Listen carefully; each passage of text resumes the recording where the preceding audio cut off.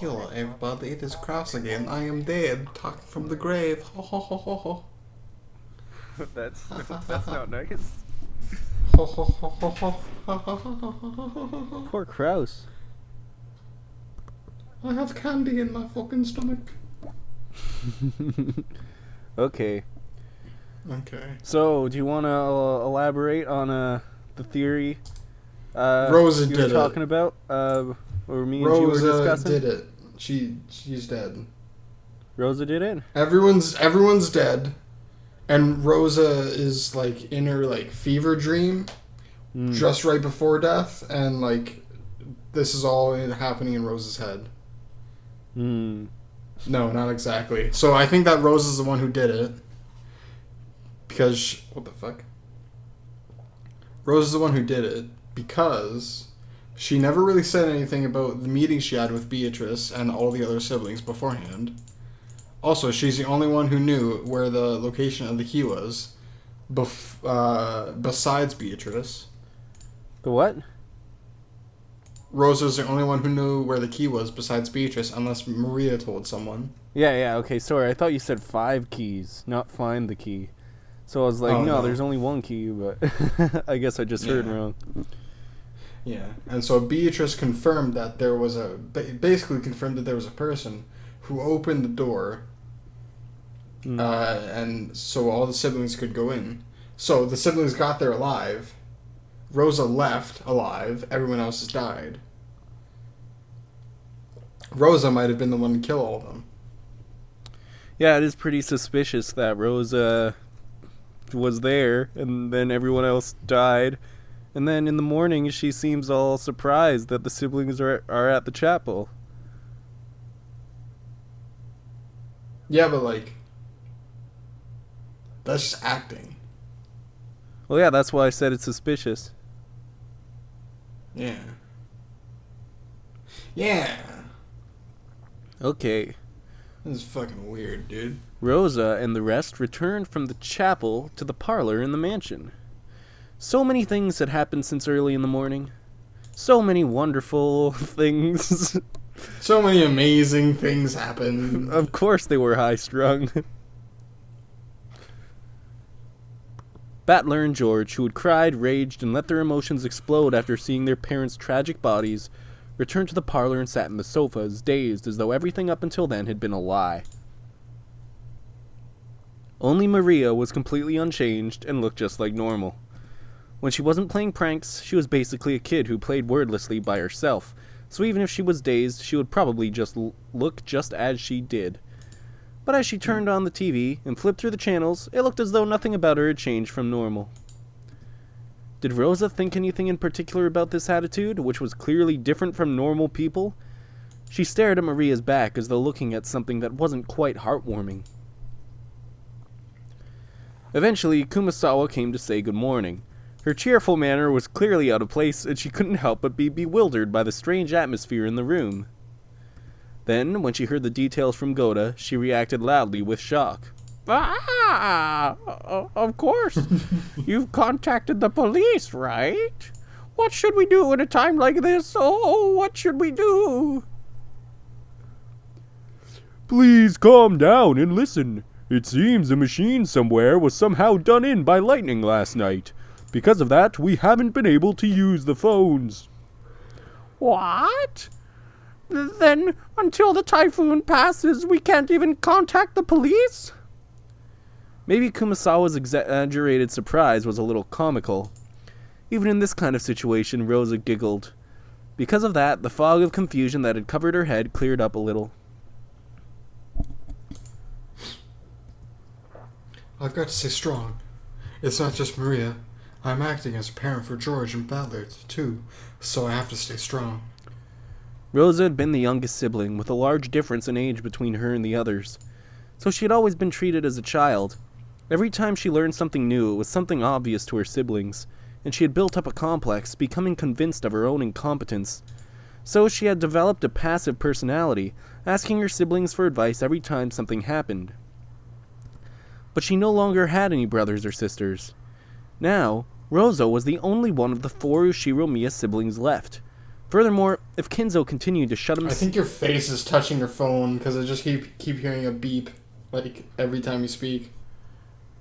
Every time I speak, there's a beep? Every time you speak, I hear, like, beep, beep, beep, beep, beep. Except for now. Oh, yeah.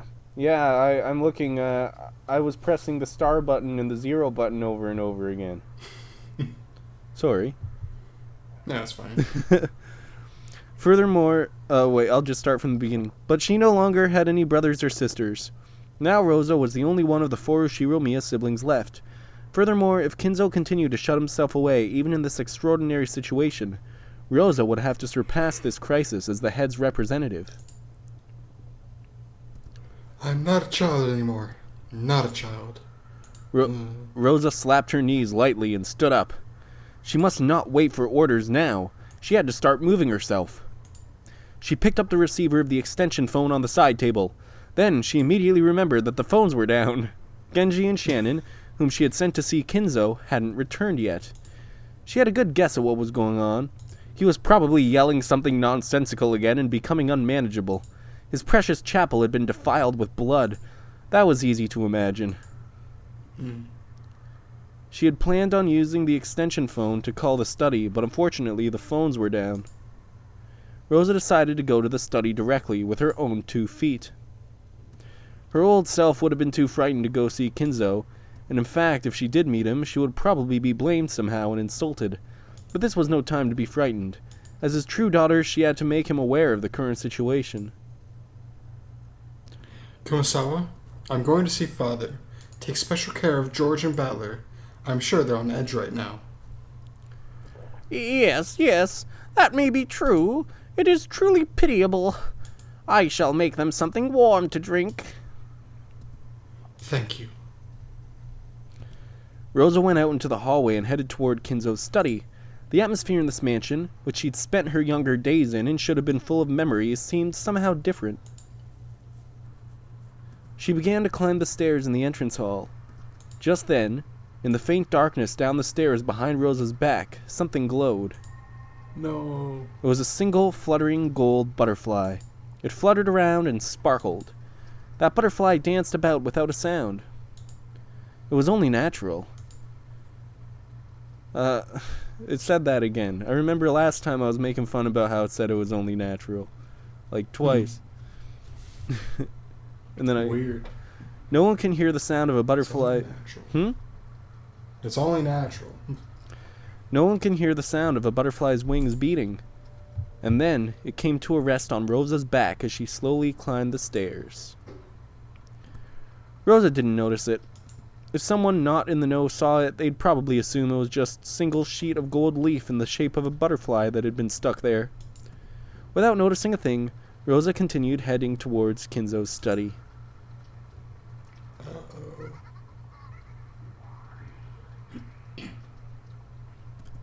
So, how will you entertain me with this next one? There are still many, many pieces left. Ha ha ha ha ha ha!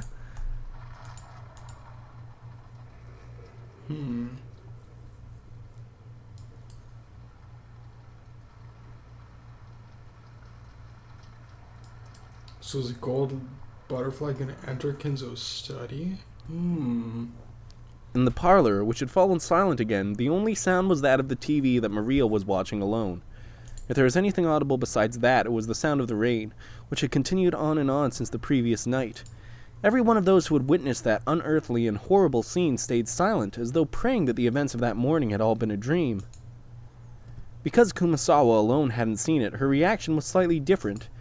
The silence itself seemed more unbearable to her, and she was anxious to encourage everyone somehow. However, she was aware that she must avoid saying anything careless, and she seemed to be pondering how she could be most helpful. Normally it would be time for breakfast. However, possibly because something so outrageous had happened, Goda seemed to have forgotten to prepare a meal. Or maybe everyone was so beaten up that they'd forgotten their hunger. Kumasawa wanted to bring up the subject of what they should do for breakfast, but it didn't seem like the right atmosphere, so she really couldn't. But she really was hungry, so she casually made a proposal. It seems everybody is tired after all that has happened. In times like this, I think the best thing is to heat yourself with some warm black tea. Indeed, that is an excellent plan. I agree as well. Ho ho ho! How about some delicious black tea with biscuits and jam? Ah, yes, I hear Halloween will be here soon, and we have some delicious-looking pumpkin-shaped cookies on the shelf. Kumasawa, that's... Oh. Yep. Of course, she had said the wrong thing. She had reminded Battler and the rest about that horrible and tragic Halloween party in the chapel. Nanjo hurriedly whispered into Kumasawa's ear. Battler, I am so sorry. I didn't mean to upset you. Truly, I didn't. No, don't worry about it. I'll definitely turn this boiling anger back on the culprit. I wonder if that culprit is still on the island. Probably. At least until the typhoon passes. No boat will come. Yes, that is true. After all, the boats stop coming even when it's just a little windy. They certainly wouldn't come during a typhoon, yes. It keeps me out. You think so, Aniki? Me too. And that's even putting aside whether the culprit's that mystery guest or not. Nanjo. Indeed, we've naturally suspected the mysterious guest who calls herself Beatrice, but we still cannot be certain that she is the culprit. There's still the possibility she's a victim whose corpse still hasn't been found. When I think of it that way, there's something I can't understand. What do you mean by that? It's simple. It's just like Kumasawa said a short while ago. Right now, this island is right in the middle of a typhoon, and escape is impossible. The same thing goes for the culprit. In that case, having the crime come to light should have been the thing the culprit wanted to avoid most. I see. So there was no need to draw that creepy magic circle on the entrance to the chapel and show off the fact that the corpses were there. Yeah, that's it. And if they were able to take the time and effort to do something so horrible to those 6 people, it should have been possible for them to hide the 6 corpses where they'd be impossible to find. I agree that Brew Halloween Party wasn't directed at those who died. It was directed at the people who would eventually discover it. Us. It's probably safe to use to say that magic circle was there to help us find it. The culprit knows they won't be able to escape from this island for a while. In that they acted as though they wanted to make us find the corpses in the middle of this typhoon.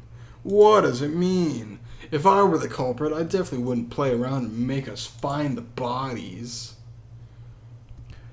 Beatrice was not in her room, and the room did not seem particularly disturbed. Ah, no, Milady did disturb it quite a lot, though.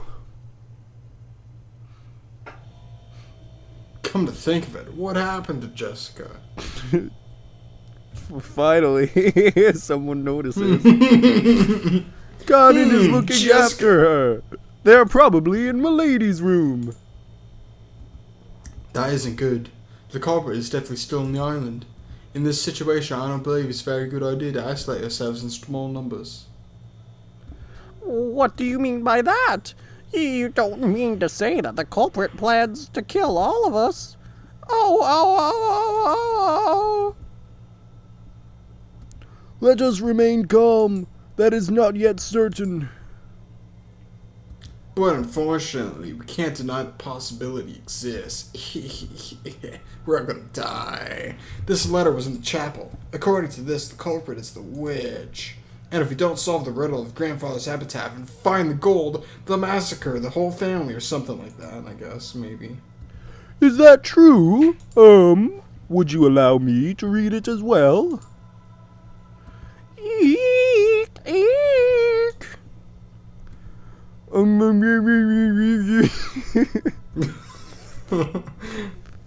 As they read the witch's letter, Goda, Kumasawa, and Nanjo's faces grew even paler than they had been. Kumasawa could no longer hide her shaking. If you don't want to die, try finding grandfather's hidden gold. Is that it? Screwing around with us. I'll bet she can't solve the riddle, so she's trying to make us solve it. Go with her. However, I wonder what the truth is. Madam always stated that the legend of the gold was nothing more than an illusion created by the master. It is doubtful whether it actually existed. Nanjo. Huh? Nanjo. True, supposedly they thought it would be nice if it did exist, but only half believed it. The relatives started believing in the legend of the gold only after Kinzo's health worsened and the inheritance problem came up. Until then, hardly anyone believed in it. I understand. Oh, so maybe that's why. Do you remember? On the table in the chapel, there were 3 gold ingots. That alone would be worth quite a lot. Doesn't that prove that the legend of the golden witch was real? Excuse me, please wait. Just now, did you say there were 3 gold bars? Yeah, there were definitely 3 of them piled up. So what?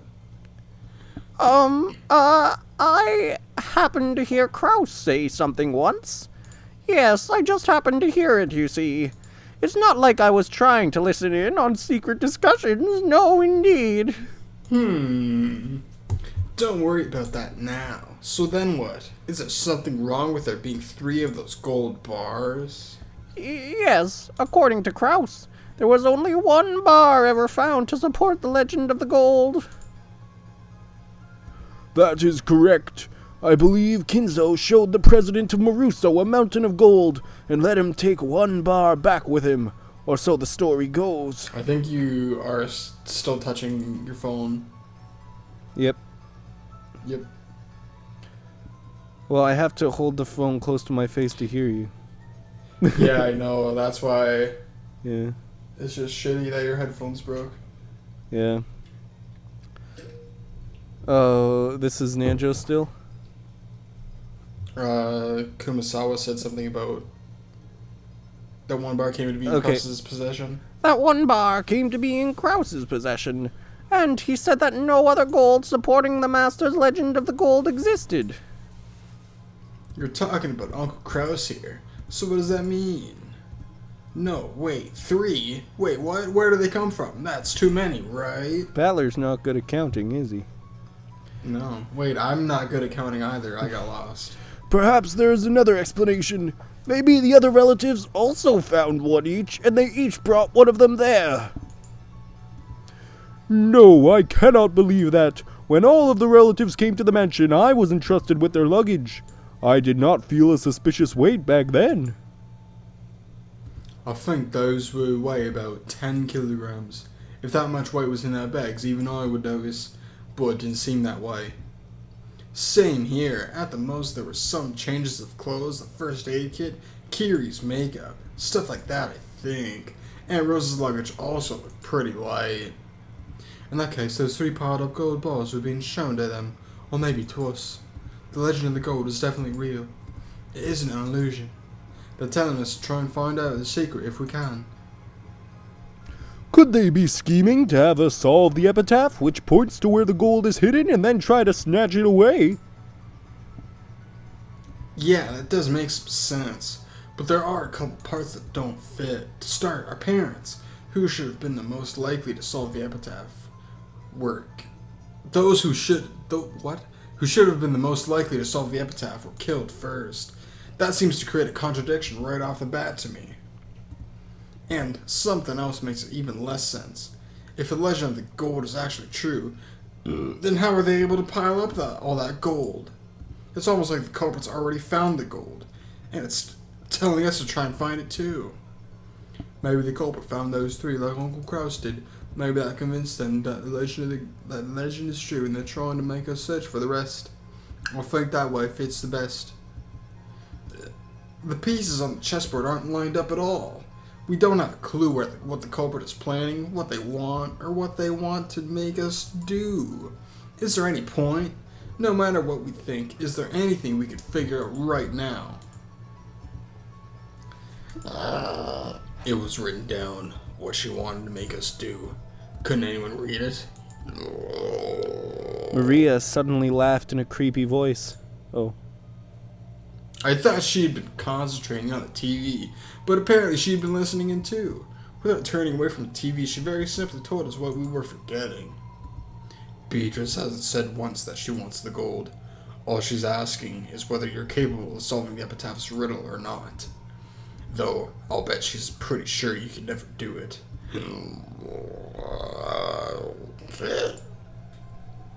So, are you saying that you can solve it, Maria? I don't care. After all, she'll take me to the Golden Land, so I won't get in Beatrice's way. Ouch. In any case, it looks like we'll have to ask Maria if we want to learn anything more. Maria, tell us, who is this Beatrice? What is she planning? You know Beatrice is a witch. She can do anything with her strange powers. The power of magic can do anything. It can even create gold or bread. And of course it can create sweets too, right? You saw it, didn't you? At that time, everyone jumped at the sound of a door being slammed shut. When we turned around, we saw Rosa had suddenly returned, bringing Genji and Shannon. Then she rapidly approached Maria, her heels squeaking, and hit her on the cheek. That's how hard she hit her. Super That's just how hard. she says hello. That's just how she says hello. Stop talking about that. Battler and the rest will take it badly. Ooh. Without waiting for a response, she hit Maria's cheek once more. Everyone could only stand there, stunned. I don't know what ooh means. What about yes? Ooh. So mercilessly hit Maria's cheek again. Maybe Maria didn't feel like resisting after being hit twice. She weakly said yes. Yes. Rosa, there's no reason to be so harsh. This is my daughter's education. Do not interrupt. That atmosphere around Rosa, with Genji and Shannon standing at attention between her, was somehow cold and yet dignified, completely different from how she had seemed before she left. She was holding something that looked like a gun. I couldn't imagine that she'd be holding a toy in this situation.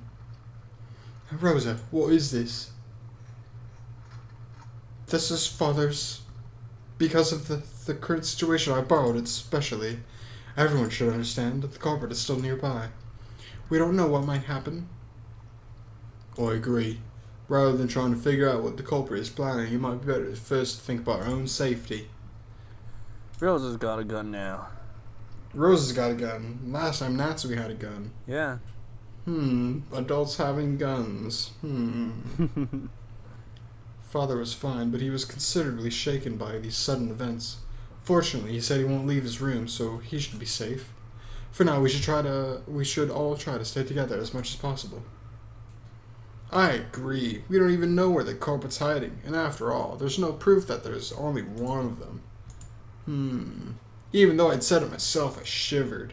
That's right. Could a single person kill 6 people and set up such a horrible scene all alone? Isn't it natural to assume this crime was carried out by multiple culprits? I agree with Rosa. It probably is good for us to stay together. Yes, I think it's good too. Yes. Maybe it's about time we called for Milady and Kanon. That's right. Let's have him come down. I'm excited. George tried to grab the extension phone, but Goda shook his head. That's right. The phones were down right now, aren't they? I'll go with a couple people. If George and Goda come too, that should be enough. No. Let's all go together. It's a wolves and sheep puzzle. If we're in balance while gathered together like this, then maintaining this situation will be safest. A wolves and sheep puzzle?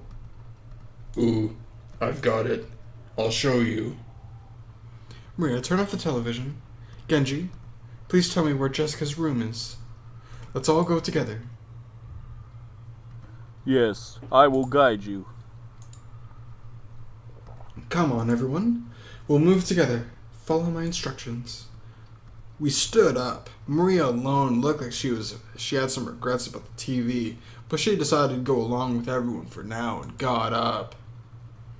Wolves and sheep puzzle. Cool. Shannon, thank goodness. I was a bit worried when you took so long to get back. Do you know what a wolves and sheep puzzle is? Not like exactly, but I'm imagining that it has something to do with like sticking together and all that. Mm-hmm. Cause like, it's not the puzzle where it's like you go across the river. That's not it, is it? Yeah.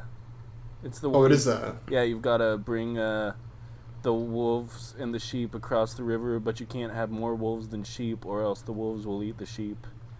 Yeah, okay. And you can only bring a certain amount across at a time. Okay. Yeah. I'm sorry to have worried you. The master ordered me to transcribe something for him. Transcribe. Shannon. I am sorry. Excuse me. Don't talk about the will. So, nobody gets to know about the will.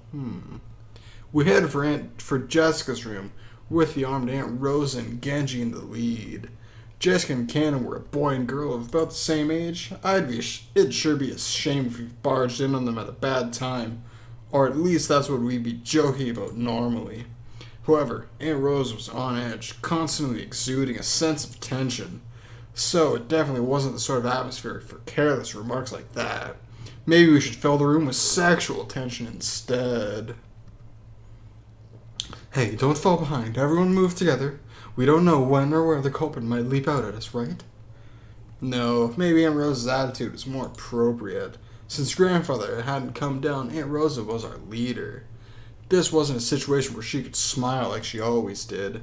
And Aunt Rosa was a mother, too. She probably also thought that if she didn't get hold of herself, some harm might befall her beloved daughter. Her beloved daughter that she slapped so much. The culprit had killed 6 of her parents at once. The method they had used was unknown, but there was a good chance that this opponent could take down a large number of people in a flash.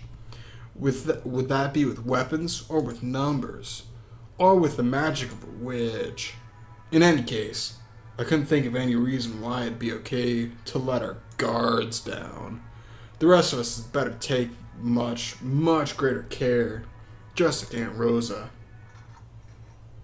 Everyone stop. Aunt Rosa spoke in a sharp voice, wondering what this was all about. We peered forwards, and immediately realized the reason. Kumasawa. What is this? Shannon. Heep. Goda. Everyone, get back! Goda and Genji approached the door.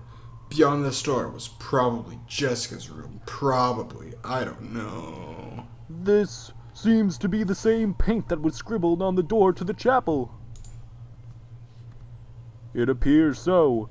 It seems not much time has passed since it was drawn. What the heck? Is that another magic circle? It's not really much of a circle, really. It's the first magic circle of the moon. It has the power to open unopening doors. Drawn on the door to Jessica's room was the same kind of creepy scribble that had been drawn on the door to the chapel. That strange pattern must have had some occult meaning. But it didn't matter what the meaning was. We were worried about whether those two were okay. That doesn't matter. All Jessica and Kanon safe. This does not bode well. We should quickly bring those two downstairs. Milady! Milady! Are you there? Please answer. Goda knocked violently and yelled, but there was no answer. He gripped the doorknob with a clatter, but the lock just resisted him. Rosa, it seems to be locked. There's no helping it. Please open it up. Genji nodded, and Goda quickly unlocked the door with the master key. In the back of my mind, horrible images floated up and disappeared one after another. One was a picture of my dad jerking it in the bathroom. Oh, God. A magic circle had been drawn on the door to the chapel. Behind that lay 6 corpses. So if there's a magic circle drawn on the door to Jessica's room, then beyond it must be... Goda. Jessica! Well, what happened? Is she there? Jessica, what happened? Oh my God. It was truly heartless. The expression on Goda's face and his cry as he opened the door prepared us for the brutal fate that Jessica had met even before we saw her. Everyone rushed into Jessica's room at once. That scene told everyone that their worst fears were spot on. Jessica! Jessica! No. No, Jessica. How horrible.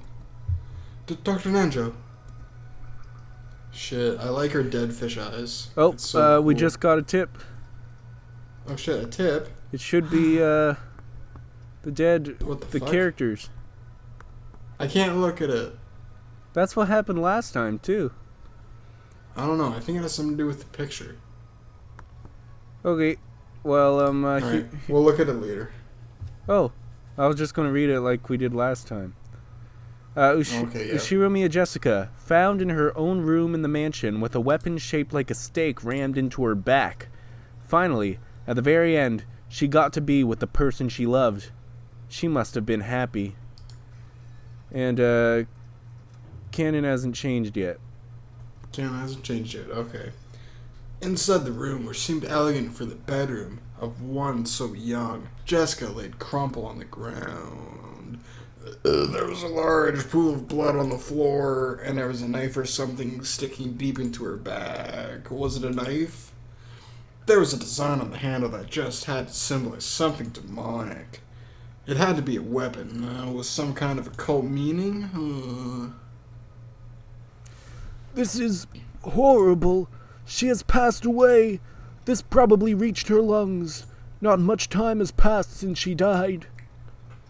Jessica, damn it, damn it. Battler.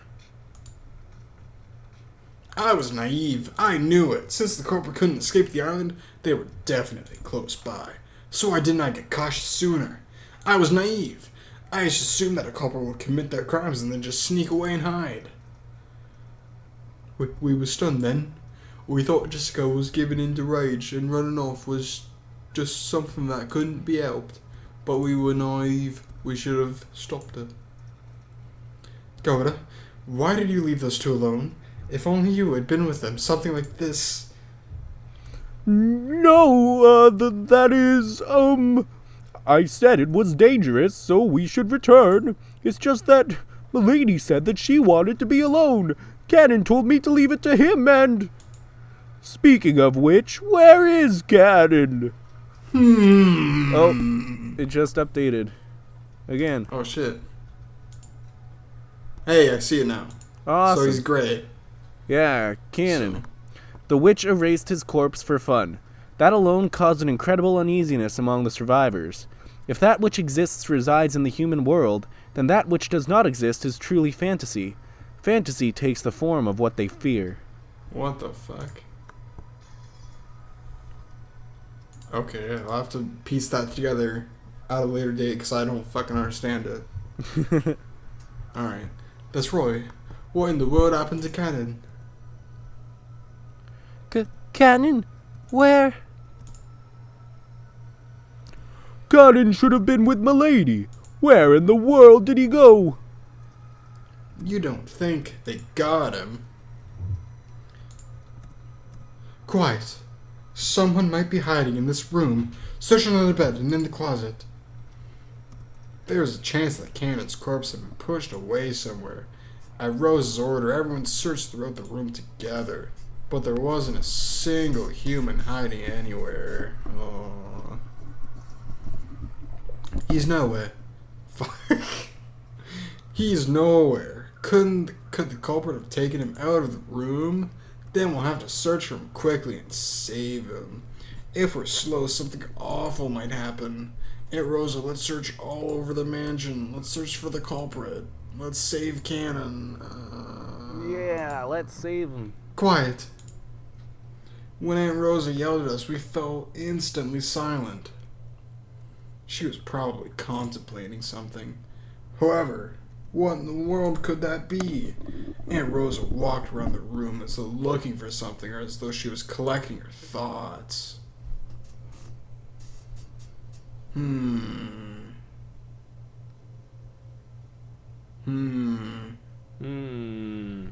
Then she found something on the side table by the bed and picked it up. If anyone knows, tell me. Which key is this? Aunt Rosa showed everyone a key with a cute mascot attached to it. Judging from its cute appearance, I didn't doubt that it was Jessica's key, but I had no way of knowing for sure. It is probably the key to this room. To Milady's room. After hearing that, Aunt Rosa made a point of going outside the door and checking. Without a doubt, it was a key to this room. I wonder why it was set in a place like this, when you normally keep such an important key in your pocket.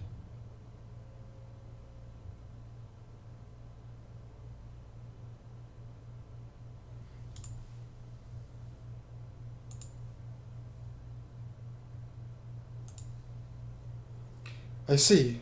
She wasn't at school, so it's natural that Jessica would set the key down here. How many keys can open the door?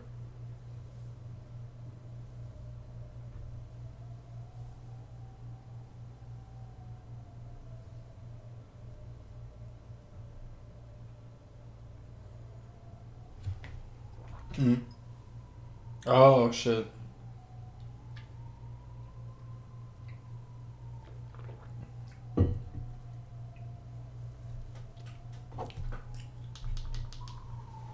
Okay.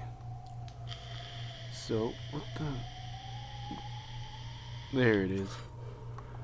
Okay. Just the one Milady had? Can it... Wait, fuck. Can it be opened with your They master can open keys? it. How many master keys are there? Are all the servants holding them? Are there extras? Yes, we all have one. As for extras, I wonder.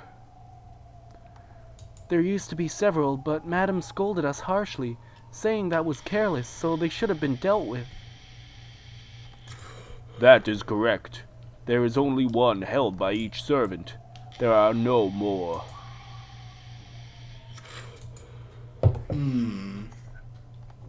So then, let me just get this thought out of the way first. So, as soon as one servant's killed, the killer has the master key. As soon as one servant is killed, the fucking killer has a Yeah. master key. If they steal it from them. Okay. Yeah, so that changes things. Alright. Wait a sec. I think we talked about extra master keys in the last game, right? Indeed. Well, regarding that, I have noticed that having several master keys whose locations are unknown is quite disadvantageous for me. That's probably right. Since you want to make me believe in magic using closed rooms, it'd really hurt you if there were more master keys than we thought. After all, every time a trick involving locks show up, I plan to resist by arguing that the culprit had a master key that someone lost in the past or a duplicate. Yes, that's correct. So I've decided to make a move to defeat that. I'll update our setting. The only master keys are the ones held by the servants, one key each. Ha ha ha ha ha! Messing with me. More importantly, what kind of move is this? What's Aunt Rosa talking about? Who knows? You should try listening in.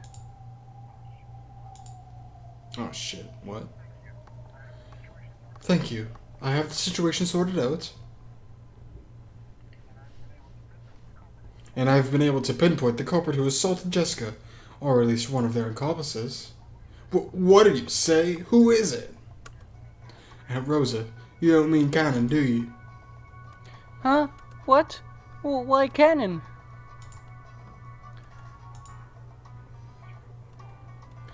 This room was locked, and the only keys that can unlock it are the master keys held by each servant, and the key Jessica had. But Jessica's key was closed up in here, which means it's only possible that one of the master keys locked this room up. Genji? It is as Yeah, you Genji, say. quote.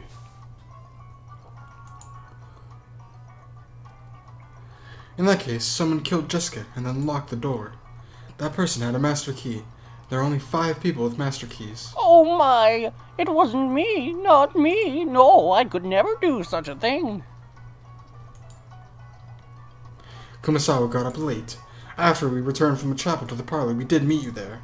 But it's impossible to prove where you were and what you were doing until that time. You watched us from the shadows, closed after Jessica and Kanon when they were isolated, and stealthily attacked them. Are you There's my Are you accusatory saying I voice. visited Milady's room and did something so horrible? I did no such thing. Yes, no such thing. What about you, Goda? You said you left Jessica in Kanon's care and returned. But I wonder if that's true. Maybe you actually killed the 2 of them and hid Kanon's corpse, and then came back with an innocent look on your face. Nothing of the sort happened. I, Goda, swear that I did not do anything like that. Your words are meaningless. It wasn't us. We were following the Master's orders and... Yes, you and Genji alone are clean. That's backed up by what I heard from Father. The 2 of you were in Father's room the whole time, transcribing and witnessing for him. Father and I can guarantee Thank that. you very much. In that case, the argument becomes who is more suspicious, Goda or Kumasawa. I thought that myself right after entering this room, but still I found it strange. Look at the state of Jessica's body. Doesn't everyone think Strange, that's you strange? say? Jessica was struck in the back. Come on, they say it all the time, right? The crimes where the victim is struck in the back, there's a high likelihood that the culprit was someone whose face was known by the victim. She definitely wouldn't invite a person she didn't trust into her room and defensively expose her back. Rosa, you don't mean to say that was Kanon, do you? I do. We're all fully aware that the state Jessica was in right before she was killed. Kanon was hitting her from the back and then suddenly, slam, killed. After seeing your parents' tragic bodies, Jessica was very panicked. It's easy to imagine that after she regained her composure, she'd be in a horrible slump. It would be very understandable if Jessica's frame of mind led her to shut herself up alone in her room, and those particulars match with Goda's story. Jessica said to leave her alone. Then Kanon, who is of a similar age and who may have some adolescent relationship with her, said to leave this matter in his hands. That feeling is also very understandable. So for that reason, I think Jessica welcomed Kanon into her room. But what if it had been Goda or Kumasawa? Would she have let them into her room? I believe that I have gained Milady's trust, but even so, Oh, then I guess you're still a suspect after all, Goda. I assume Jessica probably didn't like you very much, so I didn't think she would have let you into her room. I was convinced that you couldn't possibly be the culprit. no, But maybe I was I'm mistaken. sad to say that I may not have been accepted by Milady. What about you, Kumasawa? Oh, we are far too separated by age to understand the feelings of a young person like Milady very well. And for the same reason, perhaps Milady never opened up her heart to us. Right, Goda? Yes, that's right. It would have been quite difficult for her to open her heart to the likes of us, and it would be inconceivable for Milady to let us into her room when she was grieving. Hold on a second. Fucking, it's like, I don't like Kumasawa's eyes. Look at her eyes. Look at her face. She has a very cat-like, sly face. And Goda immediately switched around.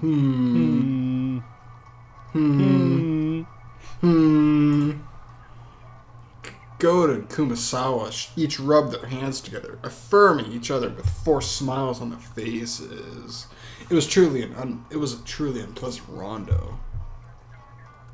So it was a person who might be allowed to entrust Jessica's room while she was grieving, a person who might have been given access to a defenseless back, and who had a master key. That only points to one suspect. It was impossible for anyone except Please, Kanon. wait. Kanon definitely wouldn't do something like that. Oh, then is there someone else? Is Goda or Kumasawa suspicious after all? Who do you think is more suspicious, Shen? Come on. I could never. It wasn't me, Shannon. Yes, it was not me. Of course, it wasn't me either. The ones who had close relationships with Milady were Kanon, and after him, you, right? Oh, shit. Yeah, isn't that right? Jessica might also let Shannon into her room. You were supposedly with Father, but in reality, could you be the culprit? Shannon wouldn't be the culprit. Didn't you just say she was doing something important with her grandfather? Yes, I know. Neither Shannon nor Genji is the culprit. Father confirmed that they were together the whole time. Well then, what do you think, everyone? After being told that, no one could respond. Even if someone did manage to argue back, they'd then have to offer the name of a different suspect. And no matter who that suspect was, it would have to be someone right there. So no one could do something like that. Aunt Rosa glanced at everyone and turned, fingering the gun like it was a toy. She seemed so different from the kind Aunt Rosa I knew who slaps her kid. No, it's probably because I'm not fully aware. Rosa is the best mom. What? Rosa best mom. She is a MILF. No, it's probably because I'm not fully aware of the danger we're in. Maybe Aunt Rose's attitude would seem natural if I could truly sense the peril surrounding us. It looks like no one has opinion. Then I'll give you mine. Of course, I can't deny the possibility that Kanon's a victim without a corpse. But until we find that corpse, I certainly can't rule Kanon out as a suspect. There's a chance he'll suddenly appear again, claiming to have been attacked by the culprit and confined somewhere. But take care. Most likely, no, there's no doubt about it. Kanon killed Jessica. No way. I can't believe it. Kanon did that to Milady? That's too much. I feel the same as Shannon. I'm opposed to labeling Kanon as the culprit. Then is the culprit Goda or Kurosawa? Tell me who's more suspicious.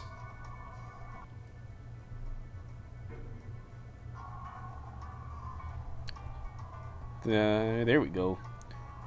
Oh, yeah. It's No, both- sorry. it's both of them, yeah. My game froze for a second. It wasn't us. No. It wasn't us.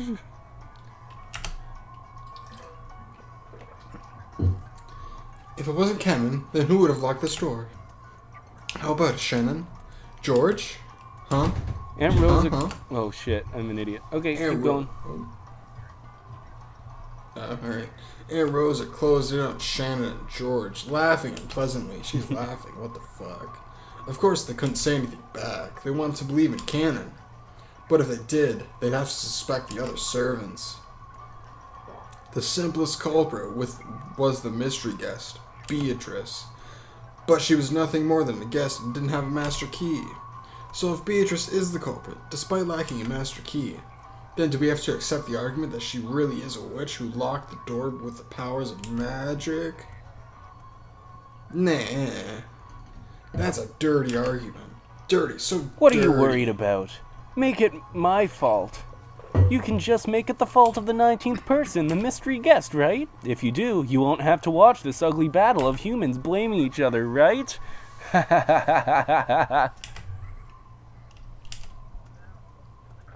So then what? The culprit is the 19th person, the guest Beatrice? She's a witch, so she could lock the door without a key using magic.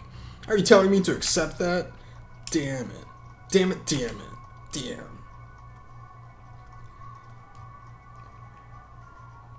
Ha ha ha ha ha ha ha. In the last game, I learned all your weak points. So, what will you do? What will you do? You said you definitely wouldn't accept me, right? Then you can use Kanon as the perfect sacrifice he is. Kanon killed Jessica. If you support Rosa's theory, everything is settled here, right? Kanon is already dead. There should be no need to show concern for the dead, and you won't have to suspect anyone in this room.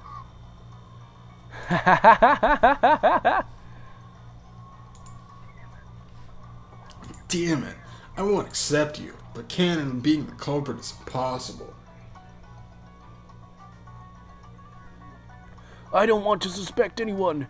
However, at times, there's no smoke without fire turns out to be true. Anyway, you can never be too cautious. Dr. Nanjo, what do you mean by that?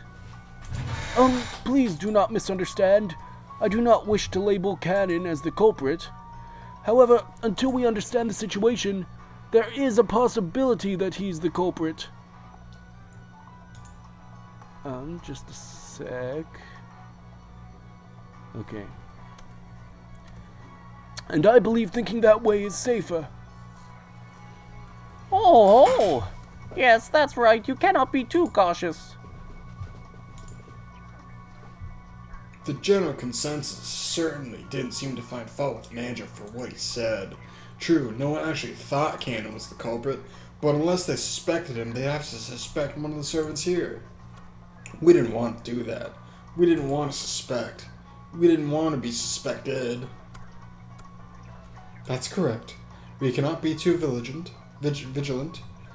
I'll take it no one objects to that, right? Understand? There's a very high likelihood that these murders are connected to Father's legend of the gold. That means the crime must have been plotted by someone who wants to keep a vast amount of gold, worth several 10 billion yen, all for themselves. With that kind of money, you could play around for the rest of your life in any country. And with a motivation like that, they may even intend to kill all of us. Because she didn't have a master key, the 19th person, the guest Beatrice, is removed from suspicion for the murder of Jessica alone. But we cannot conclude that she's unrelated to the crime. After all, it's a vast amount of gold we're talking about. We can't deny the possibility that there are multiple culprits. Right now, one of the people among us might have been brought by the culprit. As Aunt Rosa yelled, she looked all around, her gun still raised. Don't believe anyone. Suspect the person next to you. That's what she was saying. But no one wanted to suspect. They didn't want to suspect anyone here. The weakness in the hearts that weakness in their hearts demanded an answer from those not present. There are only two ways you can be sure someone isn't a suspect: if it's yourself, or if they're already no more than a corpse. The same goes for Kanon. Until we catch sight of his corpse, he is the most likely suspect in Jessica's murder. So take care. Even if he's still alive, even if he smooths things over with some explanation, you definitely mustn't trust him.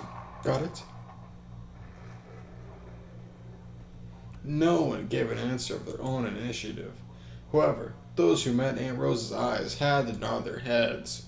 Humans are beings who live by molding themselves to fit society.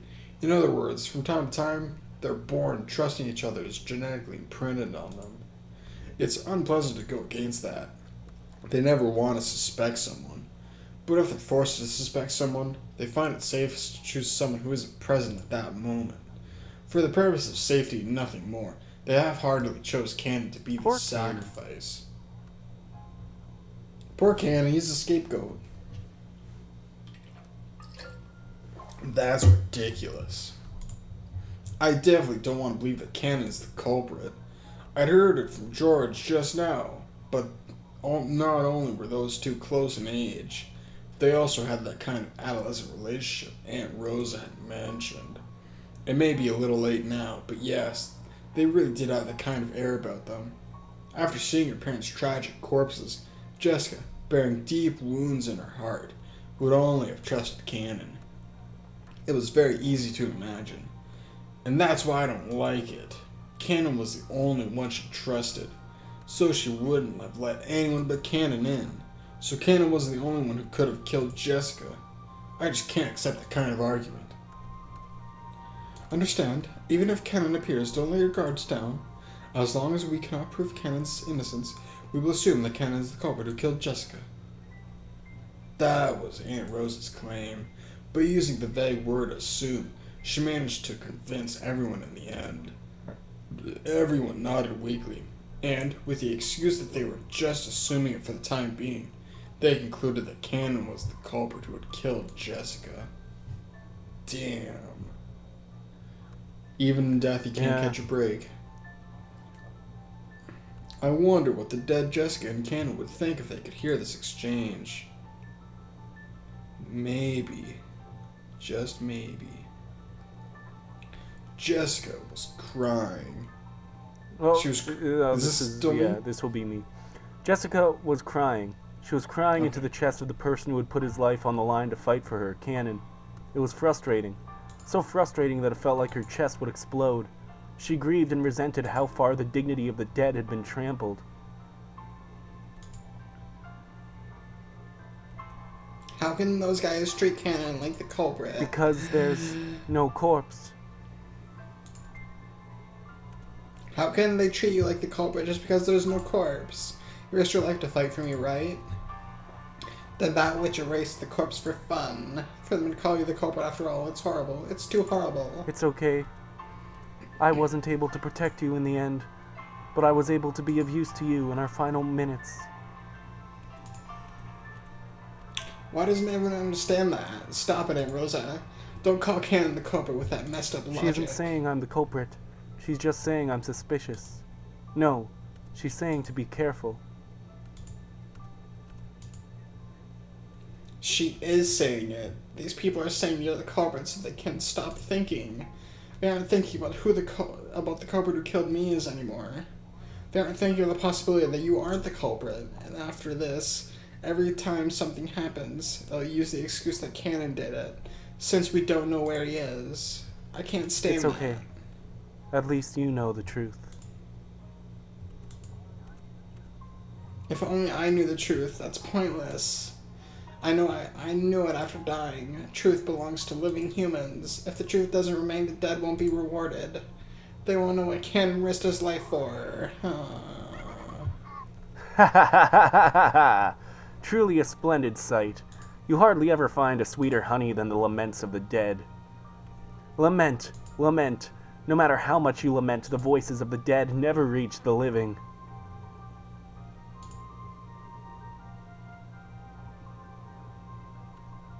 Damn it, damn it. It doesn't matter who. Hear my voice. Kanon isn't the culprit. Kanon's corpse was just erased. Why? Why don't you understand that? Milady. I can't stand this. It's too sad. I hate it. This way, it's like Kanon died for nothing, right? The honor of the dead means nothing unless it's acknowledged by the living. Doesn't matter who. Notice it. Notice it, please. Kanon isn't the culprit. Don't go. Don't go, everyone. Please don't let it end like this. Don't go. Don't go. Rosa announced that this room would be sealed until the police came. The rest didn't want to suspect each other, so they happily accepted that. For now, they accepted that Kanon was the culprit. Without even imagining how much disgrace that gave to the dead, they accepted it. Milady, you've done enough. Thank you.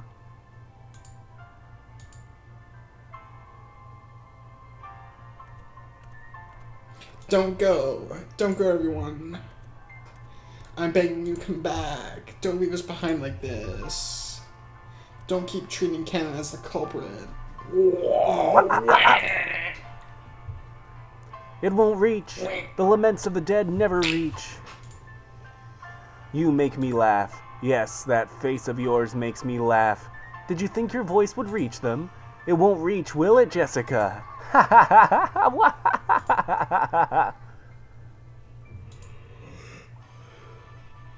It's all useless. Huh? Butler, did you say something? Yeah, it's useless. It's all useless. Just Battler stood alone with his back to them, still looking down at Jessica's corpse. What do you mean, it's all useless? Do you have some objection? I agree that we've got to stay on our guards, but sorry, I'm not buying all that about Kanon being the culprit. Oh! So you're speaking up at a time like this. If Kanon wasn't the culprit, and it wasn't my doing, how do you explain this closed room that Jessica's room has become? To be honest, I don't even have a clue on that point. Seriously, why'd I have to go and say it's all useless? Guess I'd better take responsibility for my own words. I'm empty-handed with 0 weapons to argue with, but I'm not going to sit around in silence anymore, Beatrice. But Battler... Is this some proof that The Kanon expression is that the rose to culprit? those two faces was definitely one of anticipation. They didn't want to believe that Kanon was the culprit. They really believed in Kanon, so they were expectant because they wanted... Are you reading Oh. or no? Yeah, I was reading. Is this me? I was reading. What? Oh. I said where so did they you were get to? expectant because they wanted me to strengthen their belief in him even more. And that's when I realized it was you. Are you... Is it done reading? What? You're supposed to read. I don't know. I can't hear. You're deaf? I'm deaf. Oh no. What do you do? What do I do? What do you mean? I'm deaf. What do you mean? No. Hello? Hello? Hello? Are you still... I'm kind of What? like rustling around, What? but I can't... What? Are you there? What? Well, I could Can you hear hear you me the now? whole time. Yes. Could you hear me before? Can you hear Can me? I hear you now? Oh my gosh. I don't think I can. Here, I'll hang up and then call again. So weird. Maybe that's what happens when you have like a really long call Hello? and it starts getting fucked up. Hello? Hey, Hello? or if you're talking, I can't What? hear you. Hello? Hello? Oh, Can you hear me? hello? Okay. I can hear you now. That What was was happening? weird.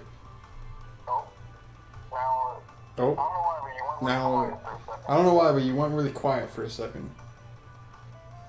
Hello? Can you hear me? Okay, I guess I'll have to use speaker.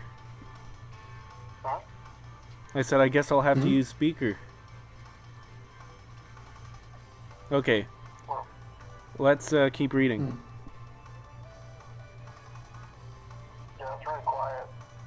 Yeah, it's really Let's quiet. keep reading. Oh, okay. There we go. Then Butler, which one of the servants do you suspect? Goda? Or is it Kumasawa? Quit it, Aunt Rosa. I know the person called Kumasawa well. She'll sometimes slack off while on the job, but she always makes things fun for people. Even if her eyes were dazzled by money, she isn't the kind of person who'd kill for it. Battler, Sama. And I just met Goda yesterday. Honestly, I still don't really understand him. But there is something I do understand. I've never seen anyone who cooks as happily as he does. He's the same. The same as Kumasawa. Goda likes to make people happy. As if a person like that could kill who praised his own food as delicious, even if money was piled up in front of him. Then who do you think killed Jessica, Butler? Who do you think shut Jessica up in a room that could only be locked by a master key? Wait, before I argue about that, there's something I want to make clear. I don't want to talk about it, and if so-and-so is not the culprit, then so-and-so must be the culprit. I just want to talk about how it's completely impossible for Kanon to be guilty. You say you can prove that Kanon isn't the culprit. How? It's actually simple, and it's something I almost overlooked. Beato, you fucker. Repeat it. If you can say it, try saying Kanon had a master key on him. Oh.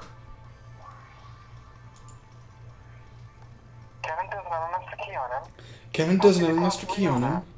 How could you possibly know that? A short while ago, I heard from Goda about what happened. About how Jessica went to raid the VIP room right before she and Kanon went off on their own. Goda, you did a good job remembering it. You protected Kanon's honor. I did? I heard him say the same thing, but I don't really understand. How could you explain it, Battler? That's right. When Jessica unlocked the VIP room, she borrowed the key from Kanon, but didn't give it back, so Kanon doesn't have a master key on him.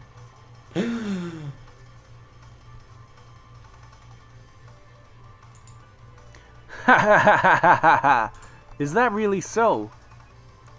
True, Goda has no recollection of the master key being returned to Kanon. However, she might have returned it when Goda wasn't looking. How does that prove that it definitely didn't happen? If you could just search the pocket of Kanon's corpse, you'd be able to say for sure, but you can't. It's impossible to prove. It's all useless. It's actually pretty simple, isn't it? There's no way. So you're saying that's why Kanon didn't have a key on him? Yeah. And to prove it, all you have to do is search Jessica. Kanon's master key should be in Jessica's pocket. Dr. Nanjo, would you check for us? Indeed. Nanjo dashed up to Jessica and searched in her jacket pocket. Everyone was expectant.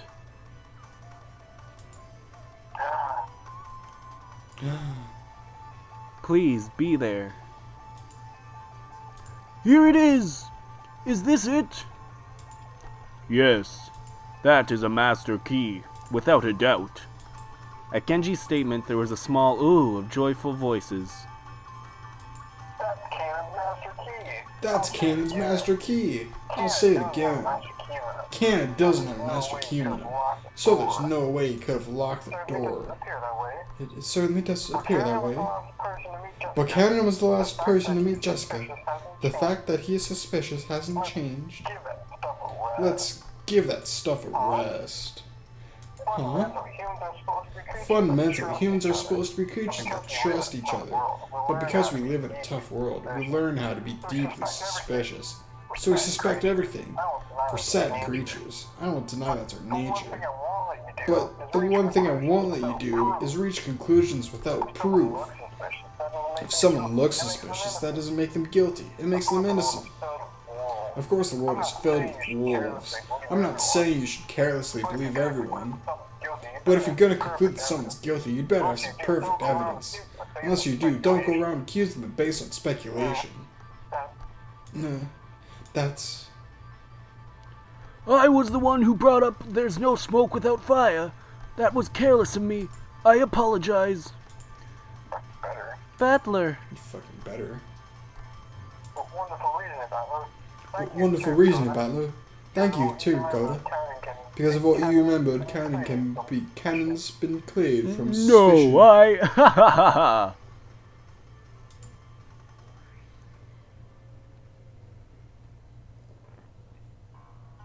Clap, clap, clap. It was the crisp sound of the witch applauding. Well done, well done. Not a bad job. Crap. Did I fall for the bait piece just like you wanted? You magnificently proved that Kanon at least couldn't lock the door to this room. The servants should all have had master keys. With that as proof, Kanon was treated as the culprit, but you've at least managed to clear away that suspicion.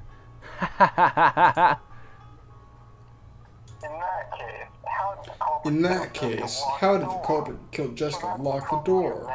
So that's the problem we have now. I got drawn into exactly the flow you wanted. I got you, didn't I? Furthermore, you said something outrageous about not doubting any of the other servants. Well then, I can't wait to see how you try to smooth that over.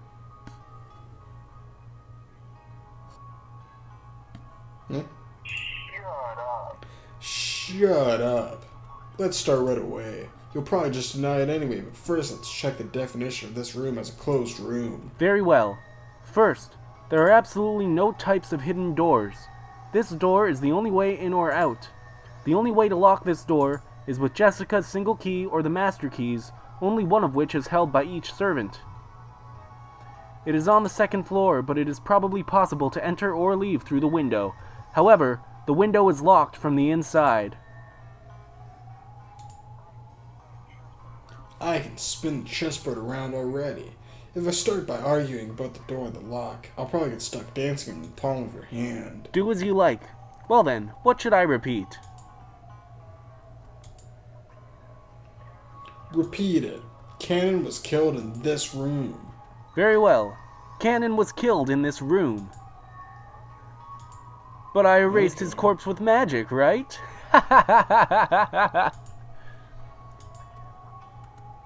Again, repeat it. Kanon's corpse is in this room. I refuse. I can't repeat it. Because I erased the corpse with magic. Yeah, figures you wouldn't say that. There's gotta be a secret hidden in there somewhere. Damn, where's the mysterious point I've gotta find? Did they lock it without the master key? Or did they somehow kill those two while they were inside the room and it was locked? Or did they kill those two and somehow escape? I hate to say it, but I'll have to cover up the moat first. Repeat it. The last time it was locked was due to a I master also key. refuse that.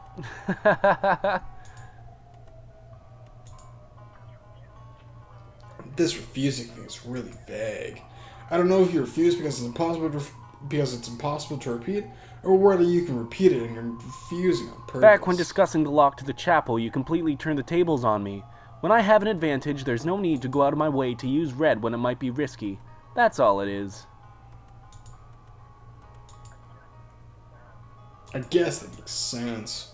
Originally, the point of the red was to counter my strange theories. Naturally, I'll use it in a way that works to my advantage. Now that I know I've got to worry about you twisting it around, I won't use it pointlessly. Well then, what move will you use next? I imagine a move placing suspicion on Goda or Kumasawa will be easiest, yes? Damn! It feels like you're leading me on by the nose and it pisses me off. Stay quiet a bit, I'm thinking. Of course, the door is the same as the chapel. When locked, it does not permit any form of entry. I'll say more. No trick could have the effect of locking the door from the outside without using a key.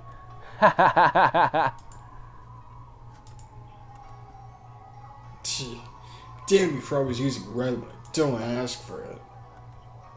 Time to step back to square one. For now, I've just gotta think. I'll lay out everything I know. First, there are two victims. Jessica and Kanon. Kanon's corpse isn't here, but Beatrice admitted in red that Kanon was killed. So even without a corpse, he's included as a victim. There are a few questionable points, and depending on which I focus on, my line of thought changes a lot. First, after the culprit committed murder in this room, how do they lock it? If we assume the culprit's someone with a master key, it's extremely simple. But I'd like to avoid that if I can, because I'd have to suspect Goda, or Kumasawa, or maybe even Shannon and Genji.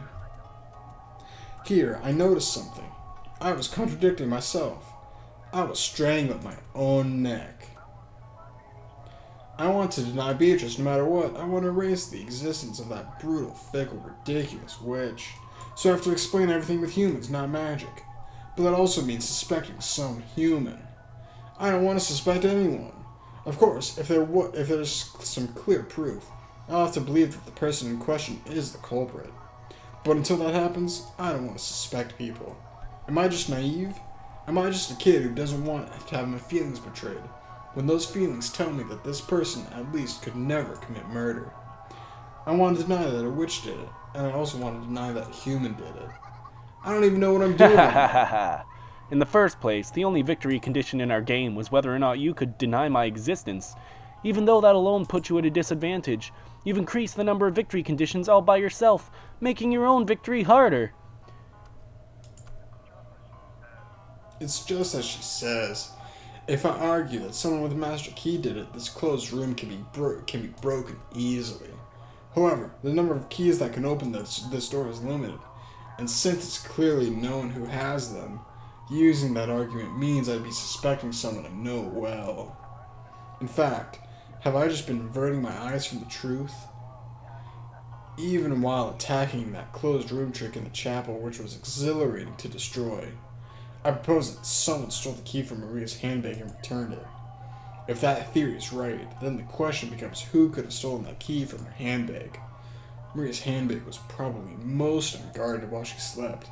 In that case, in addition to me, George and Jessica are also suspects. So George or Jessica is the culprit. Maybe an accomplice. All of our parents have been killed, right? And yet, only one of us has consented to that and assisted with the crime.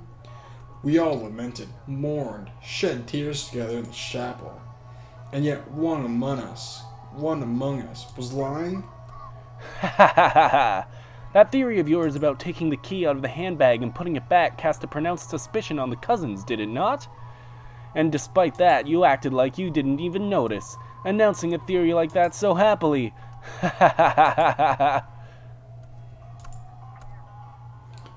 Damn it. That doesn't guarantee that one of the family, or the servants, is the culprit. If you snuck up on us while hiding in a cardboard box, for example, there's a good chance you could have slunk into our room when we were fast asleep and stolen the key, right? Perhaps that will do for that situation. By suspecting the guest, the 19th person, you won't have to suspect the others. In that case, how was Jessica's room locked? It's no trouble at all for me to open the lock with magic, but of course I don't have a master key. If you deny my magic, you also have to deny that I'm a suspect, correct? So in other words, that means suspecting one of the 18. Oh yeah, thanks for the help. I've managed to sort things out a bit. My goal is to figure out how the 19th person, the human guest Beatrice, committed the crimes. If I do that, I won't have to suspect anyone. If you can do that, foolish man. This wasn't a closed room from the beginning. After all, there are a total of 6 keys that can open it. And several people possess such keys. You can suspect any of them. Suspect as much as you like. But you went to all the trouble of denying all of them, making it a closed room yourself. Understand? This is a closed room born from your mental contradiction.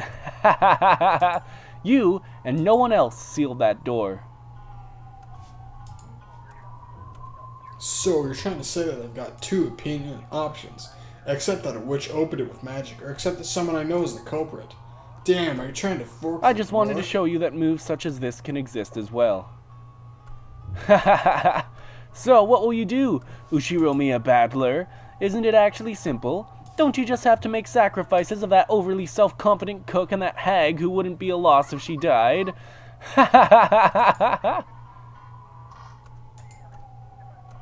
Damn it. If I suspect Goda and Kumasawa, everything will be fine. That's useless. I can't think of Goda as the culprit. I can't think of Kumasawa as the culprit. But I won't accept you, no matter what. In that case, they'd have to enter the room without using magic or a master key, kill Jessica and Kanon, and even erase Kanon's corpse without magic. How could it be done? How could it be done so that you can deny me while still not suspecting anyone else?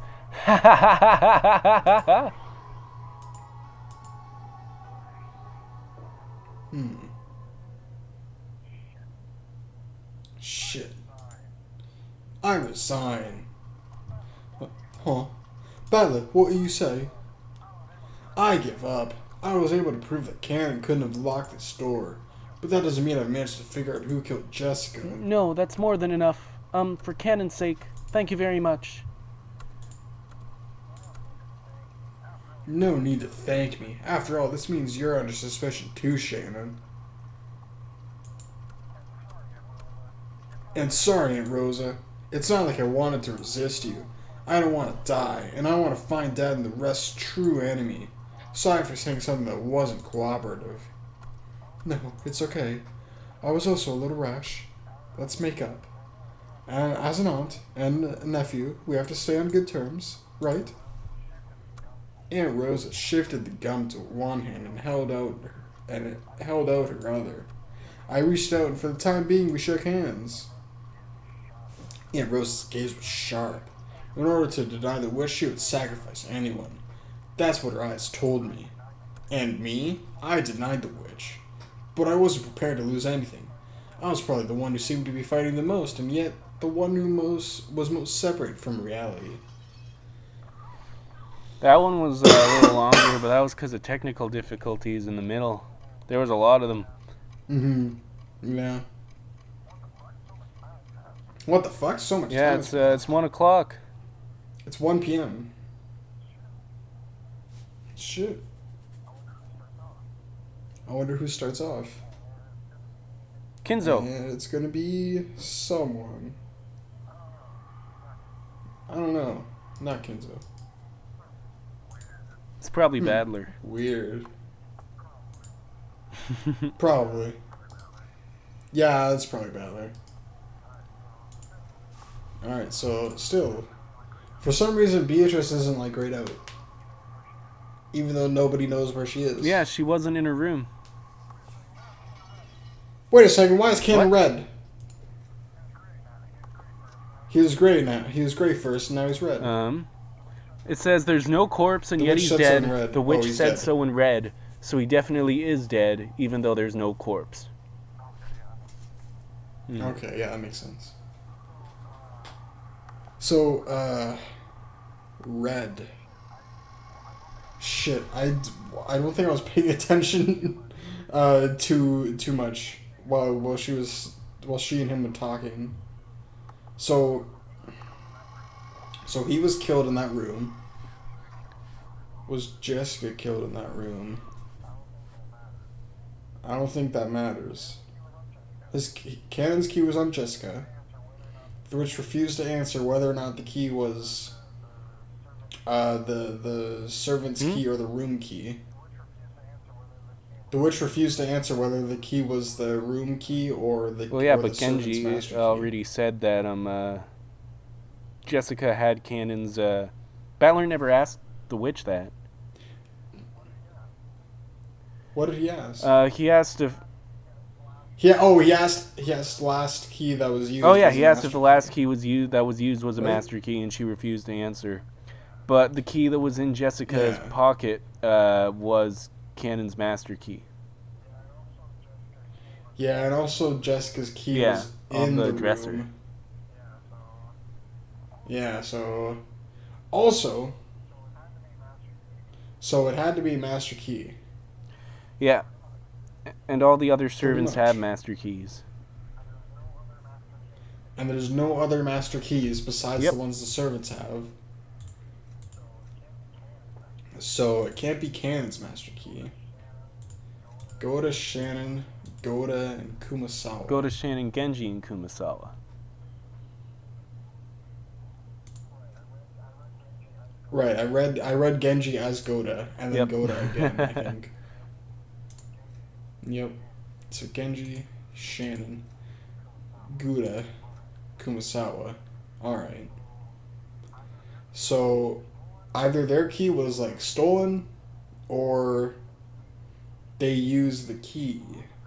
Maybe Rosa could order one of them to do something. I'd say that she could probably order one of these servants to do her dirty work So for you her. still think it's Rosa? I think Rose is like the master brain. I think I think that she got all of her cousins killed, all of her siblings killed. Because like, why wouldn't she bring it up? Why wouldn't she bring up the meeting Yeah. they had with the witch? Unless it was a dream. It was all a dream. No. Well, let's end it here, All right. and then we'll see Yeah. y'all next time. Yeah. See ya. Have fun thinking about this theories.